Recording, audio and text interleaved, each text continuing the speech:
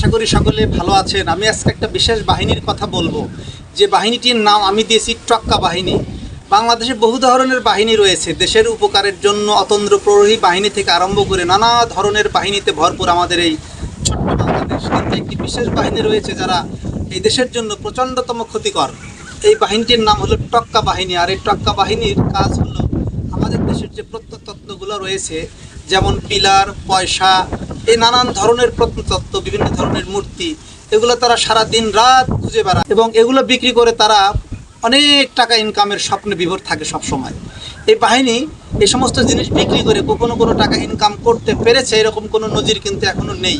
বরং তারা নিজেরাই নিজেদের মধ্যে বাটপাড়ি করে পয়সা উপার্জন করে থাকে।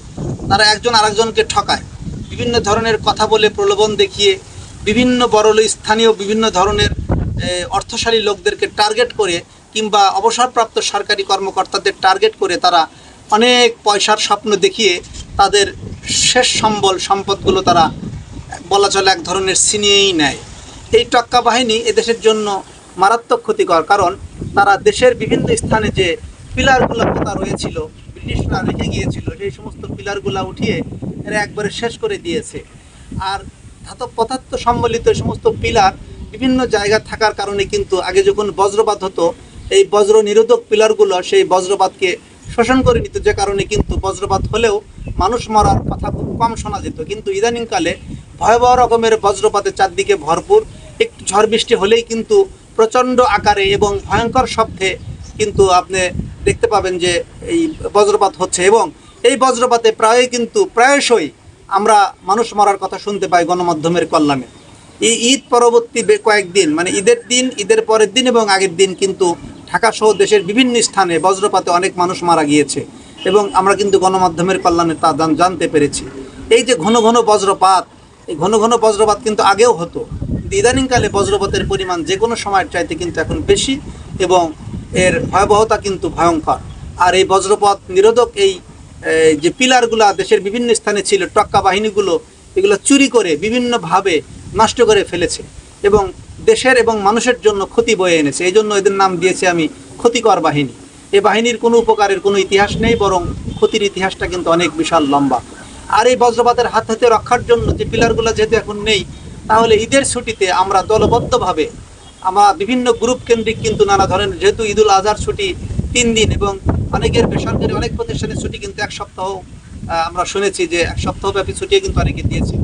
এই সময় আমরা বন্ধুবান্ধব মিলে যে একটা আড্ডা দেই, এই আড্ডার স্থান থেকে কিন্তু ইচ্ছা করলে আমরা বিগত বছরের যে তালের চারাগুলো রয়ে গিয়েছিল, যেগুলো থেকে অলরেডি চারা গজিয়েছে, এই সমস্ত তালের বীজ সংগ্রহ করে আমরা কিন্তু বিভিন্ন জায়গায় তালের চারা রোপণ করতে পারি। এতে তাল গাছ কিন্তু বজ্র নিরোধক, পাশাপাশি নারিকেল গাছ, সুপারি গাছও কিন্তু আমরা লাগাতে পারি। এবং আমরা দেখেছি যে নওগাঁর নিয়ামতপুরের কুডাঙ্গা নামক জায়গায় রাস্তার দুপাশে এত সুন্দর করে তাল গাছের সারি, এত সুন্দর তাল গাছ হয়েছে যে সেটা কিন্তু দর্শনীয় স্থান হিসেবে পরিগণিত হয় এবং বহু লোক কিন্তু সেখানে এই তাল গাছের দৃশ্য দেখার জন্য সেখানে বেড়াতে যায়।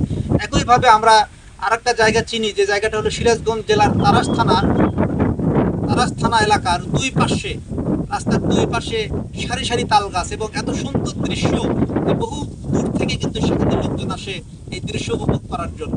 আমরা যদি শশা এলাকায় এইভাবে রাস্তার দুপাশে তাল গাছ লাগাই, একদিকে যেমন আমরা বজ্রপাত থেকে নিজেদেরকে রেহাই করতে পারবো, ঠিক একইভাবে কিন্তু আমাদের এলাকাও কিন্তু সেরকম দর্শনীয় হতে পারে। সুতরাং সবাই আসুন আমরা সম্মিলিত প্রচেষ্টায় বজ্রপাত হতে নিজেদেরকে রক্ষার জন্য এবং প্রাকৃতিক বড় বড় দুর্যোগ হতে নিজেদের রক্ষার জন্য কিন্তু আমরা তাল গাছ, সুপারি গাছ এবং নারকেল গাছ লাগাতে পারি। আমরা সুনামির সময় দেখেছি যে খুলনা এলাকায়, খুলনার বিস্তৃত অঞ্চল জুড়ে যে লাগানো নারকেল গাছ, এই নারকেল গাছ কিন্তু অনেক উপকার সে সময় করেছে। পাশাপাশি তাল গাছ, নারকেল গাছ কিন্তু পানিতে ভাসে এবং বন্যার সময় কোনো কারণে যদি গাছ উপড়েও যায়, মানুষ যদি পানিতে পড়ে যায় বা ডুবে যেতে নেয়, তাহলে কিন্তু বন্যা, জলোচ্ছ্বাস বা সাইক্লোনে এই সমস্ত গাছ ধরেও কিন্তু বেঁচে থাকতে পারে।